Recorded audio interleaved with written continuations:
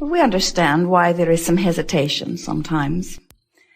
Because when your desire is new and fresh, it calls you in a different way, doesn't it? But if you've wanted something for a while, and it seems to be slow in coming, we understand why that desire would not feel so good to you. A desire that is believed or expected feels so life-giving, while a desire that feels like it is not coming, or like it has not come, or like maybe it may never come, those desires are not as pleasant. And the trouble with that distinction is that you can't have some desires that are answerable and some that aren't. In other words, you can't say some desires are appropriate and therefore will be granted, and other desires are inappropriate and therefore will not be granted. In other words, you can't have it both ways. When you ask, it is either given or it isn't.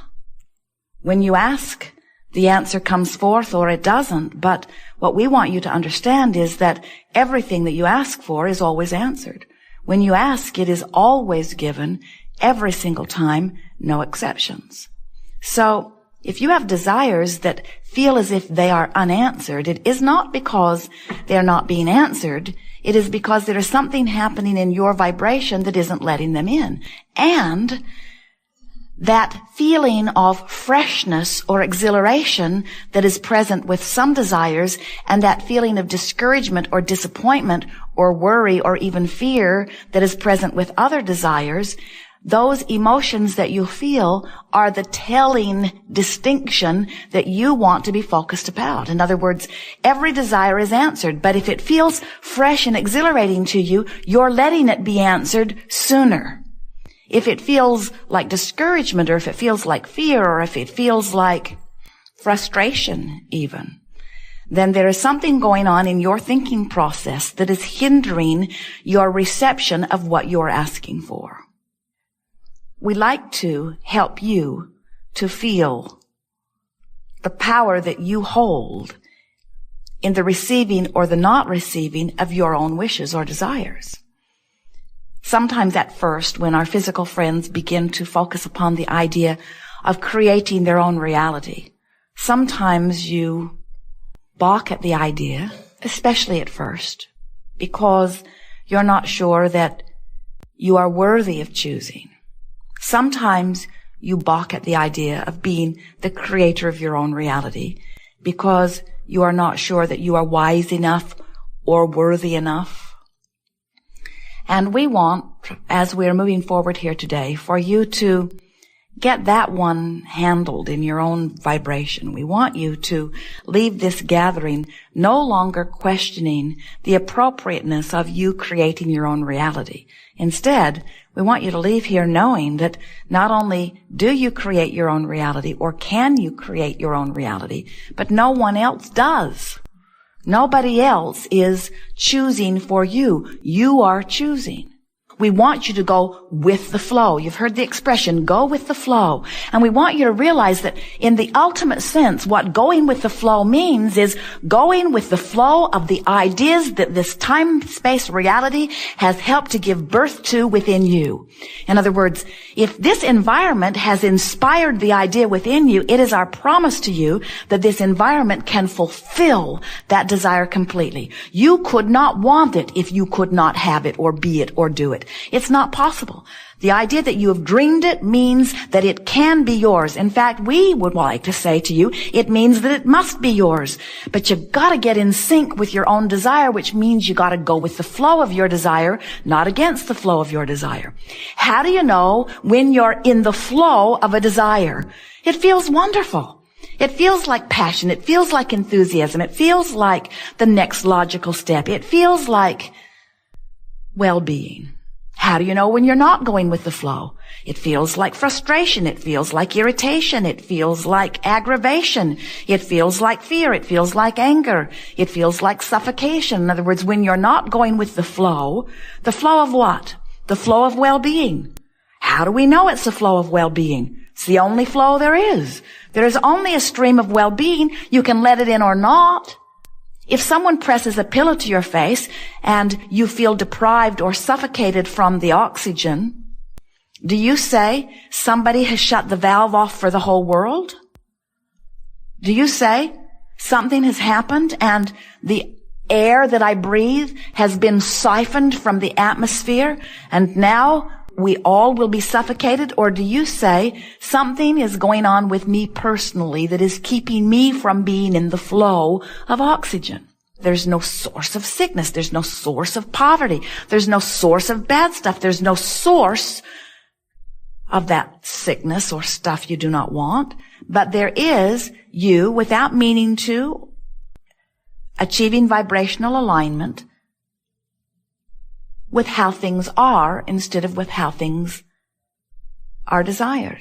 In other words, if you look into some poverty-ridden region or into some shadow in your body that you call illness or into your checking account that seems to be without funds, and you pronounce, this is my current view of reality, what you're actually saying is, this is, of all the myriad of opportunity to focus that is provided for me here, this is what I'm choosing to give my undivided attention to, and therefore this is what I am choosing as my vibrational basis for now. And you can tell by the way you feel whether this choice is going with the flow of well-being or whether, for now, you've got a pillow over your face.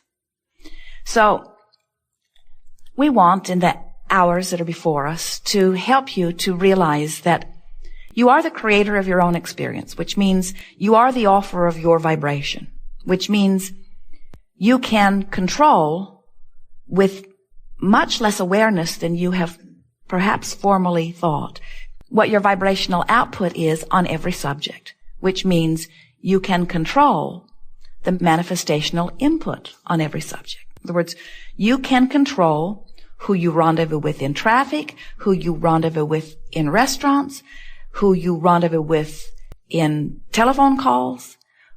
You can control the functioning of your body, the longevity of your body, the flexibility of your body, the clarity of your body. You can control the financial influx into your experience. You can control the people who will come to assist you.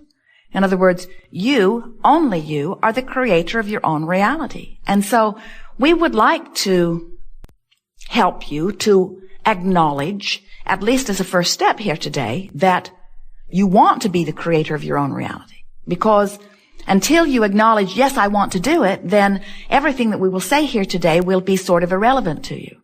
If you don't want to be the creator of your own reality, then we can't really help you here, but we encourage you to stay anyway because you are the creator of your own reality.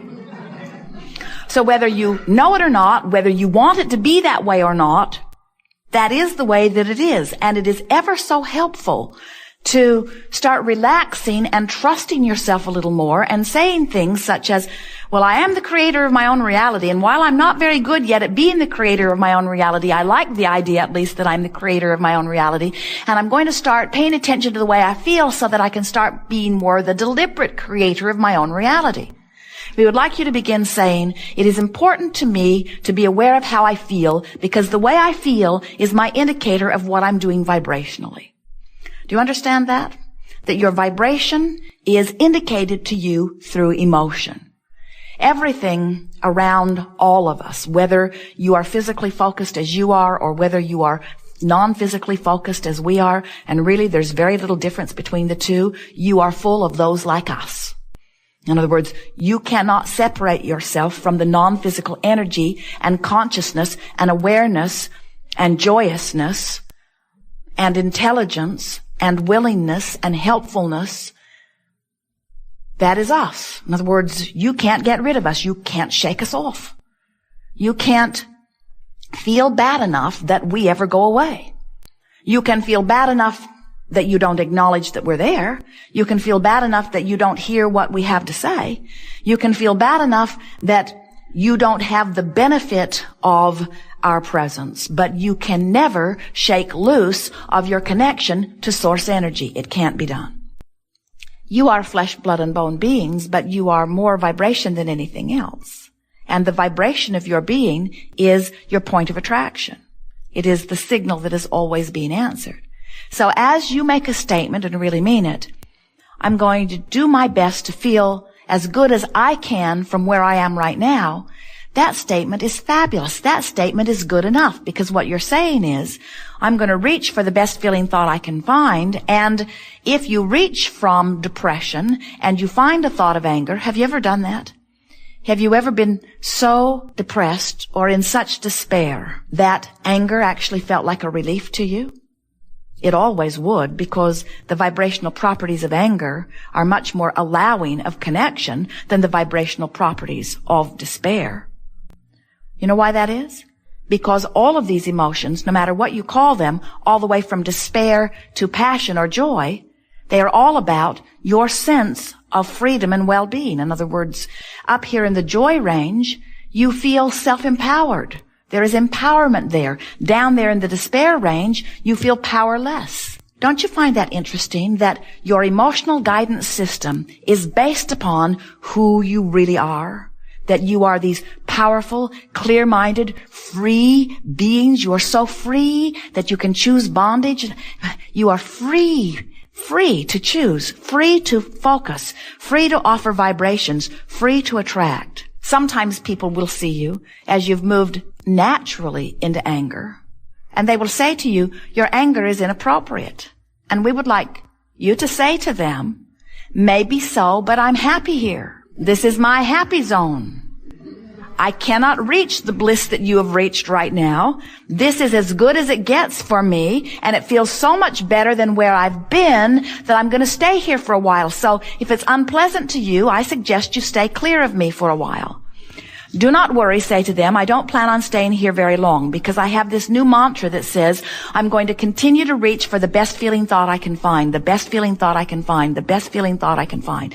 So I don't anticipate that I'm going to stay here forever, but for now this is the best feeling thought I can find. I'm working on something in the area of frustration and overwhelmment, but right now this is the best feeling thought I can find. And here is the important thing about this. If you have reached for the angry thought deliberately and have found it, and you can consciously acknowledge that it feels better than where you have been, now you have regained your power, which was what the whole negative emotion thing was about to begin with. That's why once you make that first step into something where you have consciously acknowledged that you're back in control, you can move quickly up the emotional scale. But until you acknowledge that you've done it on purpose and that you have affected the change, then you feel powerless. Then it feels like karma did it to you. Then it feels like your powerful mother did it to you. Then it feels like the government did it to you, or the economy did it to you, or a past life did it to you. You are very creative in all of the ways you explain why things aren't going better. But you never feel good until you acknowledge that you have creative control. The key to this moving up the emotional scale, in fact, it's such a wonderful exercise that we call it moving up the emotional scale. The key to it is reaching for the feeling of relief. There is allowing and there is resisting. And in leaving resistance behind, you find allowing. But the physical, visceral sensation of leaving resistance behind is a feeling of relief. So every time you feel just a little bit better, you have left behind a little bit of resistance. And every time you leave just a little bit of resistance behind, you are allowing more of the things that you've been asking for. So all of those things that have been held in vibrational escrow for you, we're not kidding you. Every time you've been in a situation where contrast has caused you to offer a preference, even if you didn't know you were offering the preference, you didn't speak about it, or you didn't write it down, you didn't say, I have a goal. Every time contrast produced preference within you, it preceded you vibrationally. And non-physical energy, non-physical beings like Abraham, like your inner beings, non-physical beings focused upon the rocket that you launched and are imagining it coming to fruition for you. So there is a pre-paving energy vortex that extends out before you, and it is full